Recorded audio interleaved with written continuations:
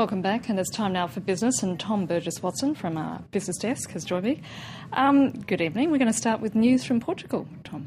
We are indeed all eyes on Portugal this Wednesday evening. This is the Parliament votes for a fourth set of austerity measures in less than a year. The Prime Minister, José Sócrates, had been hoping the measures would keep the need for a financial bailout at bay. Well, let's get the latest now from Portugal. Filipe Garcia joins us. He's economist for the Portuguese financial advisors IMF. Filipe, talk us through what's likely to pan out during the course of the evening. Hello, good afternoon. Well, today the Portuguese Parliament is now rejecting the austerity political measures proposed by the government, and that would start a political crisis in the country. A political crisis that is never helpful in a financial crisis context. But still, we think that this is unlikely to have a devastating impact on the Portuguese economy. First of all, because this is actually an expected political crisis. Everybody saw it coming. So there is no surprise in what is happening. And we think this is not having a devastating impact, because there is now a broader consensus in Europe about the need of bailing out Portugal, and everybody is now expecting it. So we think this is something relevant in terms of political crisis, but at this point is more important for Portugal what is discussed at an European level rather than the political events in Portugal. Okay, Filipe, just to clarify then, it's looking increasingly likely that Portugal is going to be following in Greece and Ireland's footsteps. Is that right? Yes, actually, since Ireland was intervened, we felt that it was very likely that Portugal would be next. I think the country has been somehow pushed by the markets and even from the European political structures toward a solution involving some kind of external help. There is really this point in common. Portugal at this point is not able anymore to finance itself in the international markets at a sustainable interest rate and at a larger maturities. So that increase the chance of asking for a bailout. And in another hand, the risk of contagion to Spain is now a lot lower. So that made that a bailout is now safer in a European point of view than it was before. The only thing that we think it is going to happen, and that will be different from the other two countries, is that we expect a bit lower interest rates, and we expect that the learning curve that exists already from two previous bailouts will make the life in Portugal a bit easier even with the bailout. All right, Filipe Garcia with all the latest from Portugal. Thank you very much indeed. Tom, to Britain now, and the annual budget was unveiled there on Wednesday. Were there any surprises?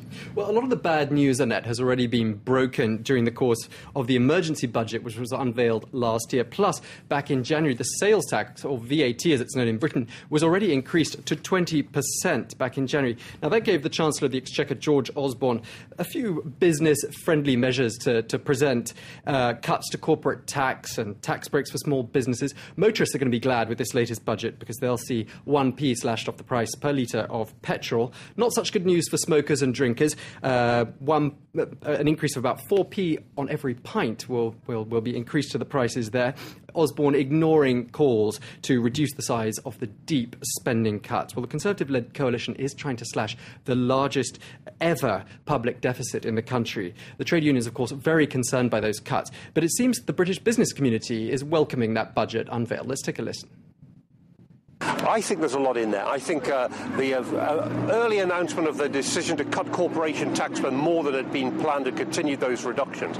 I think at the end, the announcement on the cut in fuel duty, and in between a whole host of announcements to get small businesses moving, less regulation, more incentives to invest in business, more incentives to invest in manufacturing, I think were all good decisions. And how have the markets in Europe responded to all this? Well, those pro-business measures announced in the budget in the UK got a warm welcome in London. Let's have a look at the figures. FTSE up just over 0.5%, the CAC 40 up about the same, and the DAX in Frankfurt up 1/3%. Investors are very hesitant at the moment. They're keeping an eye on the fast-moving events in the Middle East and in Japan. Stocks in Lisbon, incidentally, ended the day nearly 1% lower ahead of that vote in the Parliament.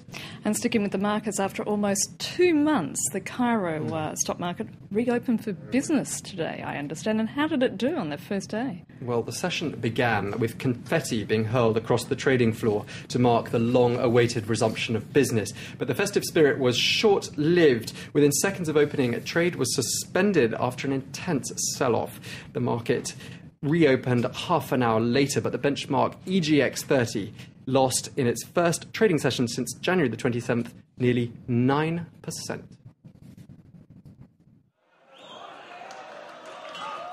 Egypt's finance minister hit the opening bell and there was confetti on the trading floor.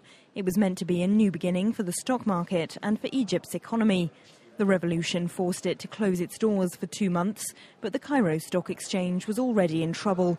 In January, it lost a historic $12 billion in 48 hours. A few minutes before the opening on Wednesday morning, even its keenest advocates were cautious. I think what I advise, stick to your papers, don't rush to sell. You may regret it, but go on buying. This is the time to buy it.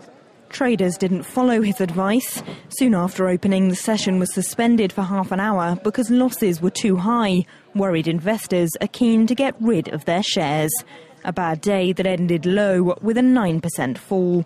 The exchange's new head tried to make the best of it. The Egyptian investor will support the Egyptian market. Not only the Egyptian, all the investors who work in the Egyptian market and they get money.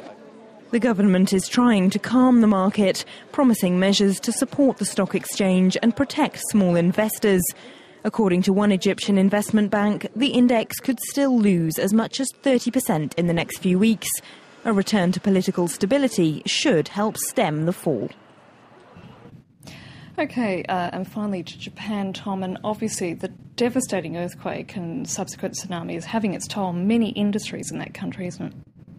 Absolutely. Well, you've seen, we were talking in the last couple of weeks about the sort of estimates as to what the total bill might be for the repair to all that damage in Japan. Last week, they're talking about $200 billion as a repair bill. This week, they're talking about $300 billion for the repair bill. Now, the fishing industry is one industry that's been really hard hit in Japan. On the supply side, entire fishing communities were destroyed.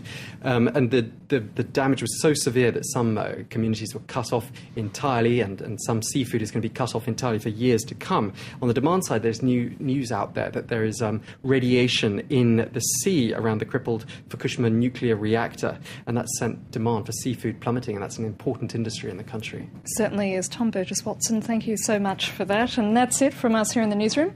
Stay tuned for more news and headlines coming up shortly with my colleague, Mark Owen.